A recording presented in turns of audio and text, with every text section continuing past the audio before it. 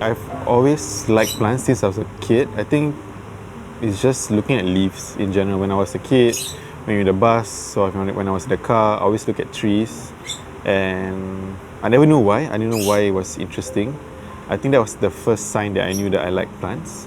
And when I had my opportunity to actually find a plant under the void deck one time, and that fueled the hobby. It just started from there. I just started picking out all these plants from under the void deck, people throw away, and then it became a jungle before I know it. I ran out of space for plants, and I needed space. And then we found this space, and that's where all my plants went to. It's purely because I wanted to share cuttings in the beginning, and then I needed to fund for my own hobby, because you want to kind of not use all your money up for your plants. You want to make money and then buy more plants. So I started selling my cuttings from home, and then I realized that I have too many plants, and my mom was not happy about it. And then we found this space. So I got this space. It's mainly to just put my own collection first, and then before I know it, I started selling plants and it became a business. I can appreciate all plants. Every certain genus or group have their own charm to it. Like now there's a lot of craze on like philodendrons. There used to be a huge craze with succulents or cactuses, but I don't really follow the trend. I like something for what they look like. I really like a lot of variegated stuff, because I can't appreciate colour that well, so because I'm colourblind. So I really like trees with nice patterns, and usually the variegated trees or leaves, it's almost like watercolour leaves, so I'm more attracted to those kind of plants, variegated plants in general. So anything that's variegated, give it to me. I really like it. We work with local artists, so I call them artists because to me whatever they're doing is artwork. So we've got a few artists that provide us with beautiful pottery. We work with a lady called Miss Pottery. We work with this other person called Sin Ceramic, Simply Green. We work with Ceramication. So these are local artists that make beautiful pots, and they have their own unique, distinct style. And also I just like the idea of local made stuff, because I think that we can actually combine communities together, the art scene and also the plant scene, because there's always a connection depending on how you look into it. So like for us, the connection is the pottery, because pottery itself is art, but it's also an important piece for garden or for our indoor plants. So having those two combined is a beautiful collaboration. And there's always something about handmade things. When you touch it, it feels different. You can feel the textures, you can see the love, the thought that's put through it, and yeah, it's just more sentimental. That's why I like to collaborate in terms of anything that can beautify my garden or my indoor setting. So pottery is one of them. We got a bunch of guys that does 3D printing also, little printings. So they do all these cool 3D printed like Pokemon pots or like fancy pots with like lines. It's biodegradable, so that aligns with us trying to be as eco-friendly as possible. We know that gardening itself is not eco-friendly because we use a lot of things, a lot of wastage, from plastic pots to plastic in general. At Little Botany, we try to be as eco-friendly as possible. So all our plastic pots in our garden are all reused. We try to get people to donate their pots to us, just to move the idea of reusing. These pots can be homes to the new plants that comes in or existing plants that we already have. So we don't want to waste these pots because these plastics can last for a long time. Most of the pots are not biodegradable, so this is why we reuse them. And it's funny how the pots come back to us after like a few months. Like the customers that bought the plants, they repotted their plants, but they come back to us and give us the pots back. And then like we will see the same pots coming back. And I think that's a nice thing because it's not wasted. These things can be valued as well. Everything has to be thrown away.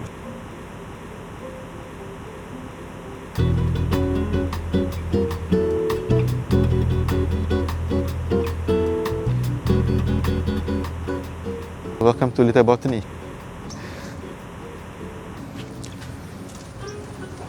This is mostly the Hoya section. I want to categorize most of the plants so that it's easier for people to look at the things, and because they all have the same care in this zone. So all the Hoyas, there's some. It's mostly the unique looking ones. I like the weird looking plants, so that's why you see a lot of weird stuff here. It's mostly the Hoyas here. There's some really cool, like this silverish one. It's a krohnania silver. It's one of my favorites, and they grow so easily here. And they have beautiful flowers too. And then this is the first part of the garden space. So here's mostly the indirect bright light plants, which is good for indoors. And then some out here which needs more light, they'll be here, like the bromeliads. These guys will need a bit more sun, so they are here.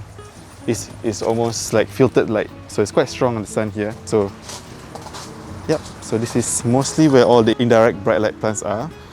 Got some pipers, philodendrons, aglaonimas, some really cool Pteris. I like these guys. The Cercestis mirabilis is one of my favorites.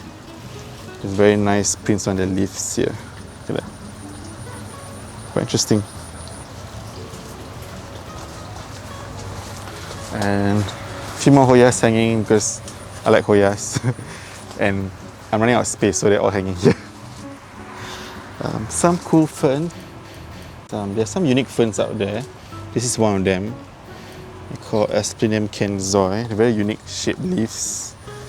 And what's interesting about this guy is they have like babies that comes out at the tip of the fern. And you can actually make another one out of here. So yeah, quite unique leaves.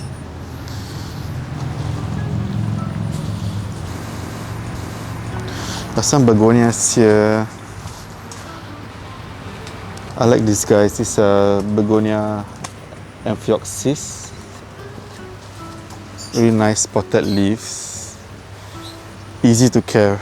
Cute flowers too.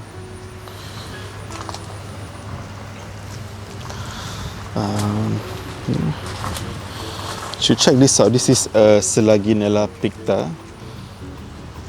I love the leaves. It's really nice. These are one of those understory plants. I just like the whites. It's really nice. Yeah. More Hoyas hanging.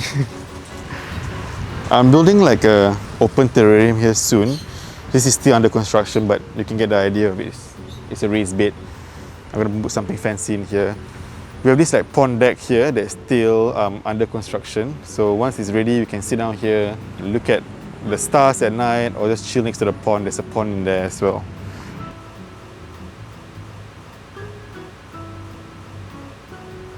So we can go through here. So this area is a bit brighter. So some plants need a bit more light, so they'll be here.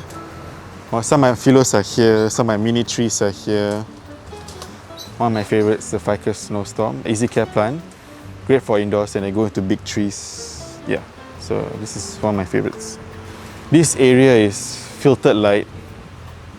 This whole roof is made by Raymond, our neighbor next door. The idea is I want to have like a greenhouse vibe, where you're sort of outside but not fully out, you're still sort of indoor.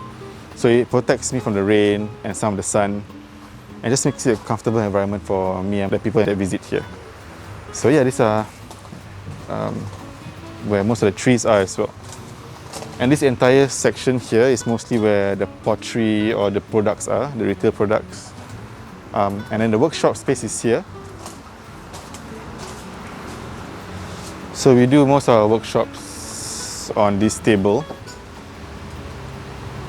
And it's also like, it's like my dining table, that's what I use for dinner. And I have my favorite plant here, one of my favorite plants, my Philodendron billietiae is huge. This is one I was saying that I grew from a really small leaf. So it gets a prime position here where it gets a bit of sun. At this size, they can take a bit of sun and they grow bigger as well. And some of the fancy plants are here. These guys are not easy to come by. So the variegata adansonii. Yeah, so. And then in here, it's more like a resting space. So when it gets really hot, we go in here. You can actually like take a seat here under my plants. This is one of my favorite philos. It's actually a gift from a friend. It was half the size back in August last year, and now it's this big. So this is a Philodendron buono. You can literally like hide under it. Yeah. So I just like the idea of sitting together your plants. So this is why I built this space here. So this is like a day bed. I can take a nap here under my plants. And I'm planning to use this like table to put like begonias inside because it's like a mini terrarium table here. Yeah. So most of these plants here, I've grown them since they were small. Most of my Monsteras are here. So I really like big plants. And some of them are climbing in here. So I just want this to be my like own cozy space. Yeah, so this is the resting space. And most of the stuff here are my own collection of plants. Like this guy is it's called the Cnidosculus chayamansa. So this is one of my favorite trees. Curry tree. I mean, look, it's a curry tree, but it deserves the prime location because why not, man? It's a curry tree. I can eat it and it looks really nice. Like, I got some weird trees in here too. This it's actually related to frangipani, this guy here. So pretty unique.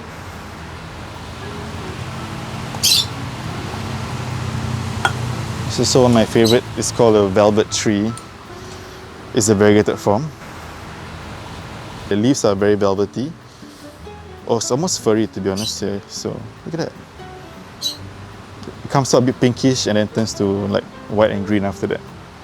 Yeah, and then vintage pots. I like vintage pots. This is like probably, I don't know. I would like to think that it's vintage. Hopefully it is. It's like 20 years maybe. I don't know. But it looks nice. I like vintage pots. I also want to show this. This is one of my favorite trees too. This is Coco loba uvifera. I call it the pancake leaf. This grows to giant trees. We have this grown in Singapore, the big ones, but they're not variegated. I like this because of the whites. Not easy to grow here, but when they do, they look really nice. Yeah, and another vintage pot. It's another one of my favorites. This is macaranga. I like how the variegation looks very pixelated. It's almost like it's printed. Yeah. These are hard to grow here too, but it's doing well. One of my favorites too. And a vintage pot.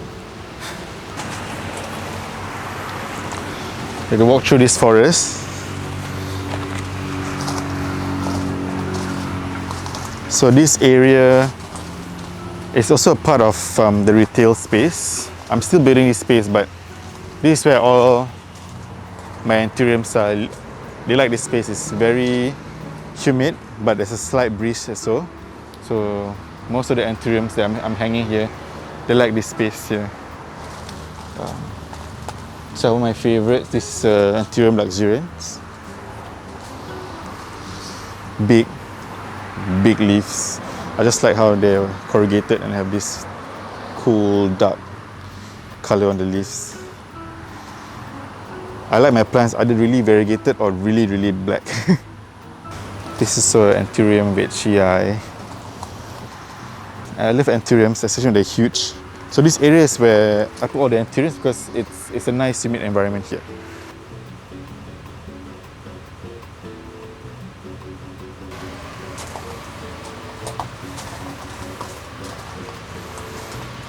So this area is mostly where I put the local made pots. There's not much left here because they move really quick. I think people appreciate local made products nowadays and I'm happy for that. Yeah, so this is where I always put them here. Yeah, so it's all the local made stuff. This is Sin Ceramic. She's one of our regular collaborators. I have Miss Potterin. She's only have one pot left because hers like they finish on the day itself. So she has more coming in. She have like 3 batches every time. Every design has 3 batches. This is from Ceramication. He's one of an artist that joined us recently. He made this really nice glaze pots. Pretty unique because I like glaze stuff. It almost looks like marbling on the inside even. Yeah. And he makes these hexagon pots that actually, when you put them together, it's supposed to signify unity. So it looks nicer together like this. Yeah, so every pot is all unique. There's no replications. It's all special on their own. Yeah, and then we have all these macrames also made by our friend Sarah Synthesis. So she makes this. She also made like custom made ones. for people to hang their plants in. Yeah. So this is the little corner of handmade happiness. And let's walk over here. So some of the plants here are my own collection. It's a bit messy. I'm moving things around. And if you turn around behind you, it's all the Sansevieria. So these are all the Sansevieria sections. And some of the 3D printed pots.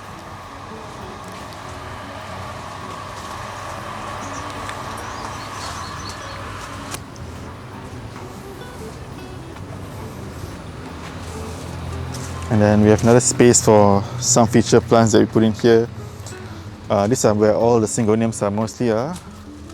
There's some unique varieties like these ones. The pink splashes. I like Syngoniums because they are easy to care and they're great newcomer plants for people who are still new to the garden. Got some Pteris here. Got the sea hibiscus.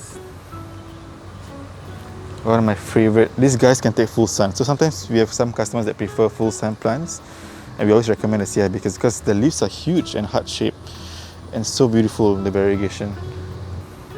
Okay, thank you for dropping by, guys. If you want to come and visit the space, come on the weekends. I'll be happy to see you guys here.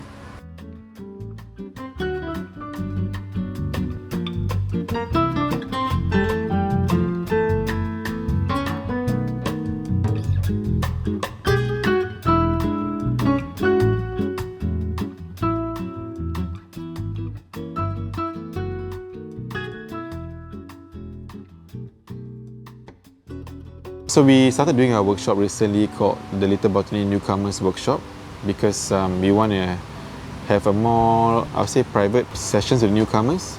Because on the weekend we have a lot of customers walking in, and in the past it used to be easier to communicate with them, especially if they're new, they need guidance on what plant to pick, what to keep in their homes and how to care for them. But it's been really busy because business is growing and I feel like I couldn't get in touch with them. So we started a newcomer shop so that they can come in and learn more in a more comfortable setting. What we try to teach them in the workshop is how to care for plants, basically, how to start your own indoor garden. So we talk about things like the soil mixes, how to make your own soil mix. We want to teach them to make things on their own so they can be independent and start their own journeys. We teach them about basic care in general. So they get to actually sit down, pot a plant, mix their own soil, and at the same time have this space where they can ask about anything. Basically a really small setting where they can be comfortable to learn about gardening. Because when you go to a nursery, most of the time it's always either busy or packed, or you might have someone that is inexperienced or just selling plants in general. So it's a bit hard to ask for tips or any form of in-depth knowledge because it's a business, it's a shop, it's a little bit difficult. So this workshop is an opportunity for people to come and really learn about plants, and I can really directly impart some knowledge or guide them to pick up good habits in the beginning of their plant journey. I've been working with my brother recently. So my brother he's deaf and he's visually impaired, and he has a special shape. He's about this tall. He's my older brother. I've been working with him a lot recently because I want to provide him a job, basically, because it's hard for him to get a job outside.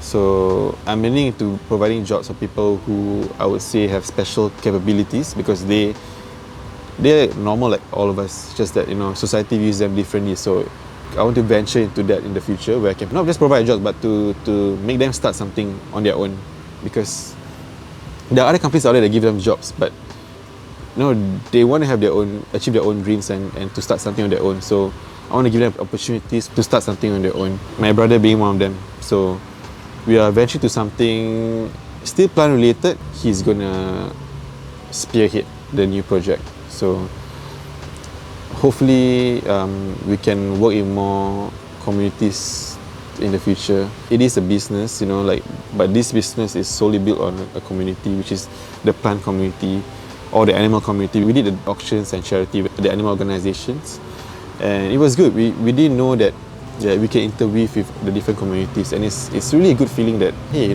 we can all come together in this big umbrella and do something for the greater good. So why not keep doing that for the next years and just grow as much as we can through that.